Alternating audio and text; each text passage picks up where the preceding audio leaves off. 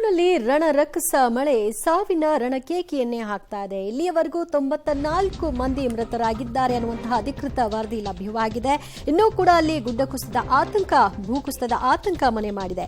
ಕಣ್ಣು ತೆರೆಯುವಷ್ಟರಲ್ಲಿ ಎಲ್ಲವೂ ಕೂಡ ಸರ್ವನಾಶವಾಗಿ ಹೋಗಿತ್ತು. ಘೋರ ದುರಂತ ಸ್ಥಳದಲ್ಲಿ ಭರದ ಕಾರ್ಯಾಚರಣೆಯನ್ನು ಕೂಡ ಮುಂದುವರಿಸಲಾಗಿದೆ. ಸೇನೆ, ಎನ್ಡಿಆರ್ಎಫ್ ಮತ್ತು ಮುಳುಗು ತಜ್ಞರ ತಂಡ ಕೂಡ ಕಾರ್ಯಾಚರಣೆಯಲ್ಲಿ ನಿರತರಾಗಿದ್ದಾರೆ. ಸುಮಾರು 200ಕ್ಕೂ ಹೆಚ್ಚು ಸೇನೆ, ವೈದ್ಯಕೀಯ ತಂಡಗಳು ಸ್ಥಳದಲ್ಲಿ ಬೀಡು ಬಿಟ್ಟಿದ್ದಾರೆ. ಮಣ್ಣಿನ ಅಡಿ ಹೂತು ಹೋದವರಿಗಾಗಿ ಶೋಧ ಕಾರ್ಯವನ್ನ ಮುಂದುವರಿಸಲಾಗಿದೆ. ಇನ್ನು ಮೃತದೇಹಗಳನ್ನ ಎಕ್ಕಿ ತೆಗೆಯುವಂತಹ ಕೆಲಸಗಳಾಗಬೇಕಾಗಿದೆ. ಸುಮಾರು ಕಿಲೋಮೀಟರ್ಗಳ ದೂರಕ್ಕೆ ಹೋಗಿ ಮೃತದೇಹಗಳು ಬಿದ್ದಿರುವಂತಹ ಸಾಧ್ಯತೆಯನ್ನು ಅಂದಾಜಿಸ್ತಾ ಇದ್ದಾರೆ. ಈವರೆಗೂ 250ಕ್ಕೂ ಹೆಚ್ಚು ಜನರ ರಕ್ಷಣೆ ಸಹ ಮಾಡಲಾಗಿದೆ. ಇದರ ಬಗ್ಗೆ ಒಂದು ಸಮಗ್ರ ವರದಿ ಇದೆ, ನೋಡ್ಕೊಂಡು ಬರೋಣ. ವಯನಾಡಿನಲ್ಲಿ ಮೇಘ ಸ್ಫೋಟ, ಒಂದೊಂದು ದೃಶ್ಯಗಳು ರಣಭಯಂಕರ. ಅವಶೇಷಗಳಡಿ ಹೂತು ಹೋದ ದೇಹ, ಪ್ರವಾಹದಲ್ಲಿ ತೇಲಿ ಬಂದ ಕಂದಮ್ಮ. ವಯನಾಡಿನಲ್ಲಿ ಸಂಭವಿಸಿದ ಮೇಘ ಸ್ಫೋಟಕ್ಕೆ ಅಲ್ಲೋಲ ಕಲ್ಲೋಲವೇ ಸೃಷ್ಟಿಯಾಗಿದೆ. 3 ನಗರಗಳು ಸಂಪೂರ್ಣ ನಾಮಾವಶೇಷವಾಗಿದ್ದು ಹಚ್ಚ ಹಸಿರಿನಿಂದ ಕಂಗೊಳಿಸ್ತಾ ಇದ್ದ ವಯನಾಡಿನಲ್ಲಿ ಈಗ ಬರೀ ಕಲ್ಲು, ಮಣ್ಣು, ಕೆಸರೆ ಕಾಣಿಸ್ತಾ ಇದೆ. 70ಕ್ಕೂ ಅಧಿಕ ಮಂದಿಯ ಉಸಿರು ನಿಂತು ಹೋಗಿದೆ. 100 ಜನ ಮನೆಮಠ ಕಳೆದುಕೊಂಡಿದ್ದಾರೆ. ವಯನಾಡ್ ಮತ್ತು ಮಲಪ್ಪುರಂನಲ್ಲಿ ಪ್ರವಾಹದ ನಂತರ ಈಗ ಕಣ್ಣೀರ ಕೋಡಿ ಹರಿಯುತ್ತಿದೆ.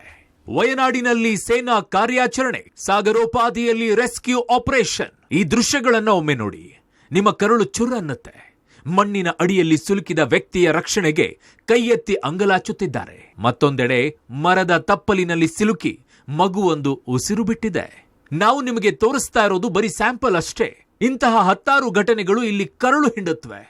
ಹೀಗೆ ಹಲವು ಕಡೆಗೆ ಸಿಲುಕಿರುವ ಜನರ ರಕ್ಷಣೆ, ಅವಶೇಷಗಳಡಿ ಇರುವ ಮೃತದೇಹಗಳನ್ನ ಹೊರತರಬೇಕಿದೆ. ರಕ್ಷಣಾ ಕಾರ್ಯಾಚರಣೆಗಾಗಿ ಭಾರತೀಯ ಸೇನೆ, ಎನ್ಡಿಆರ್ಎಫ್ ತಂಡಗಳು, 2 ಸೇನಾ ಹೆಲಿಕಾಪ್ಟರ್ಗಳು ಮತ್ತು ಇತರ ರಕ್ಷಣಾ ತಂಡಗಳು ಮುಂಡಕೈಗೆ ಧಾವಿಸಿ ಆಪರೇಷನ್ ನಡೆಸ್ತಾ ಇದೆ. 122 ಇನ್ಫೆಂಟ್ರಿ ಬಟಾಲಿಯನ್ ಮದ್ರಾಸ್ನಿಂದ ಸೆಕೆಂಡ್ ಇನ್ ಕಮಾಂಡ್ ನೇತೃತ್ವದ 43 ಸೇನಾ ಸಿಬ್ಬಂದಿಯ ತಂಡ ರಕ್ಷಣಾ ಕಾರ್ಯಾಚರಣೆಗೆ ಬಂದಿದ್ದು, ವೈದ್ಯಕೀಯ ಅಧಿಕಾರಿ, 2 ಜೂನಿಯರ್ ಕಮಿಷನ್ ಅಧಿಕಾರಿಗಳು ಮತ್ತು 40 ಸೈನಿಕರನ್ನ ಒಳಗೊಂಡ ತಂಡ ರಕ್ಷಣಾ ಕಾರ್ಯಾಚರಣೆಗೆ ನೆರವು ನೀಡುತ್ತಿದೆ. ಎನ್ಡಿಆರ್ಎಫ್ನ 1 ತಂಡ ಅವಶೇಷಗಳನ್ನ ತೆರವುಗೊಳಿಸಲು ಮುಂಡಕೈಗೆ ಬಂದಿಳಿದಿದೆ. ಕೊಲ್ಲಂ, ಅರಕ್ಕೋಣಂ ಮತ್ತು ಬೆಂಗಳೂರಿನಿಂದ ಇನ್ನೂ 3 ಎನ್ಡಿಆರ್ಎಫ್ ತಂಡಗಳು ಧಾವಿಸಿದೆ. ಕೇರಳ ಸಿಎಂ ಜೊತೆಗೆ ಪ್ರಧಾನಿ ಮಾತುಕತೆ, ಅಗತ್ಯ ನೆರವಿನ ಭರವಸೆ ನೀಡಿದ ಮೋದಿ. ಇನ್ನು ಕೇರಳ ಸಿಎಂ ಪಿಣರಾಯಿ ವಿಜಯನ್ ಜೊತೆಗೆ ಪ್ರಧಾನಿ ಮೋದಿ ಕ್ಷಣದ ಮಾಹಿತಿಗಳನ್ನು ಪಡೆಯುತ್ತಿದ್ದು ಅಗತ್ಯ ನೆರವಿನ ಭರವಸೆ ಕೊಟ್ಟಿದ್ದಾರೆ. ಕೇರಳ ದುರಂತದಲ್ಲಿ ಮಡಿದವರಿಗೆ ಪ್ರಧಾನಿ ಮೋದಿ ತಲಾ 2 ಲಕ್ಷ ರೂಪಾಯಿ ಪರಿಹಾರ ಘೋಷಿಸಿದ್ದಾರೆ. ಈ ಬೆನ್ನಲ್ಲೇ ರಕ್ಷಣಾ ಸಚಿವ ರಾಜನಾಥ್ ಸಿಂಗ್ ಭದ್ರತಾ ಮುಖ್ಯಸ್ಥರ ಜೊತೆಗೆ ಮಾತುಕತೆಯನ್ನು ನಡೆಸಿದ್ದು ಹೆಚ್ಚುವರಿ ತಂಡಗಳ ನಿಯೋಜನೆಗೆ ಸೂಚಿಸಿದ್ದಾರೆ.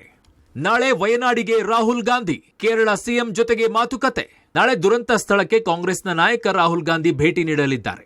ರಾಹುಲ್ಗೆ ಪ್ರಿಯಾಂಕಾ ಗಾಂಧಿ ಸಾಥ್ ನೀಡಲಿದ್ದಾರೆ. ವಯನಾಡಿನ ಮೆಪ್ಪಾಡಿ ಬಳಿ ಸಂಭವಿಸಿದ ಭಾರೀ ಭೂಕುಸಿತದಿಂದ ನಾನು ತೀವ್ರವಾಗಿ ನೊಂದಿದ್ದೇನೆ ಅಂತ ತಮ್ಮ ಎಕ್ಸ್ ಖಾತೆಯಲ್ಲಿ ರಾಹುಲ್ ಗಾಂಧಿ ಬರೆದುಕೊಂಡಿದ್ದಾರೆ. ಇನ್ನು ಈ ಬಗ್ಗೆ ಲೋಕಸಭೆ ಹಾಗೂ ರಾಜ್ಯಸಭೆಯಲ್ಲೂ ಕೂಡ ಪ್ರಸ್ತಾಪಿಸಲಾಗಿದೆ. ಒಟ್ಟಿನಲ್ಲಿ ರಾಜ್ಯ ಮತ್ತು ಕೇಂದ್ರ ಸರ್ಕಾರ ಜಂಟಿಯಾಗಿ ಕಾರ್ಯಾಚರಣೆ ಆರಂಭಿಸಿದ್ದು ಸಾಧ್ಯವಾದಷ್ಟು ಜೀವಗಳ ರಕ್ಷಣೆಗೆ ಆದ್ಯತೆ ನೀಡಲಾಗುತ್ತಿದೆ. Bureau report, public TV.